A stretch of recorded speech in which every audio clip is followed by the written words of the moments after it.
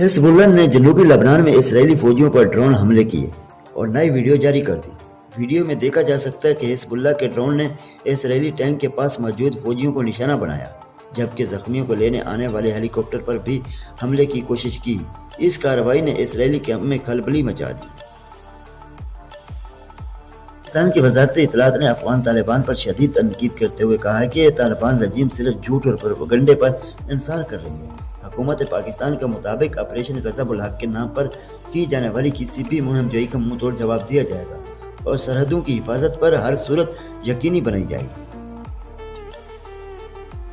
ایرانی پارلیمنٹ کی سلامتی کمیٹی کے سربراہ ابراہیم نے دھماکہ خیز اعلان کرتے ہوئے کہا ہے کہ ایران اپنے ہرمیز سے دشمن کے جہازوں کا راستہ روکنے پر غور کر رہا ہے۔ ان کا کہنا تھا کہ اس اہم سمندری گزرگاہ پر ایرانی افواج کا مکمل کنٹرول ہے اور جلد ہی دشمن ملکوں کی آمد درآمد پر پابندی عائد کی جا سکتی ہے۔ اس فیصلے سے عالمی سطح پر بڑی تبدیلیوں کا امکان متوقع ہے۔ وزیر اعظم شہباز شریف نے اسلام آباد میں قیمتی پتھروں کی صنعت کو بہتر بنانے کے لیے اہم اجلاس کی صدارت کی ہے۔ اجلاس میں پتھروں کی برآمدات بڑھانے اور اس شعبے میں جدید ٹیکنالوجی لانے کا فیصلہ کیا گیا۔ وزیر اعظم کا کہنا ہے کہ قیمتی پتھروں کی صنعت میں ترقی سے ملک کے لیے کثیر زر مبادلہ کمایا جا سکتا ہے۔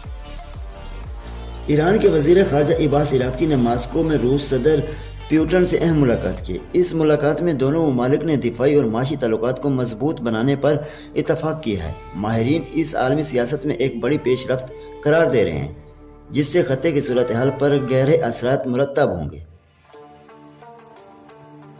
توانائی سے مالا مال ملک ترکمانستان کے گیس ذخائر پر چین نے اپنی گرفت مضبوط کر لی ہے۔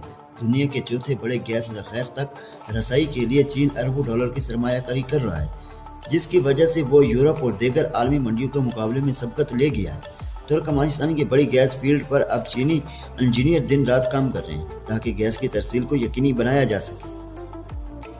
ایران اور اسرائیل کے درمیان بڑھتی کشیدگی کے باعث خلیجی ممالک سے لاکھوں بھارتی تارکین وطن کی واپسی کا سلسلہ جاری ہے۔